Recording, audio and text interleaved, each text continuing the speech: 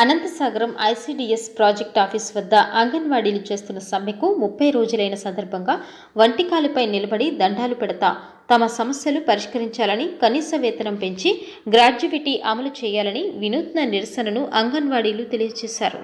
ఈ సందర్భంగా సిఐటియు అనంతసాగరం మండలం కార్యదర్శి అన్వర్ బాషా మాట్లాడుతూ, ముఖ్యమంత్రి జగన్మోహన్ రెడ్డి గారు అంగన్వాడీల సమస్యలు, వేతనాలు పెంచే విధంగా చర్యలు తీసుకోవడం లేదని, ఇప్పటికైనా అంగన్వాడీలతో చర్చలు జరిపి వారి న్యాయమైన సమస్యలను పరిష్కరించాలని డిమాండ్ చేశారు. అనేక రాష్ట్రాల్లో అంగన్వాడీలకు కనీస వేతనాలు పెంచి గ్రాడ్యుయేటీని కూడా అమలు చేస్తున్నారని అన్నారు. జగన్మోహన్ రెడ్డి పాదయాత్ర సందర్భంగా అంగన్వాడీలకు ఇచ్చిన హామీలను నెరవేర్చాలని అన్నారు. కనీస వేతనం పెంచే వరకు సమ్మె కొనసాగుతుందన్నారు.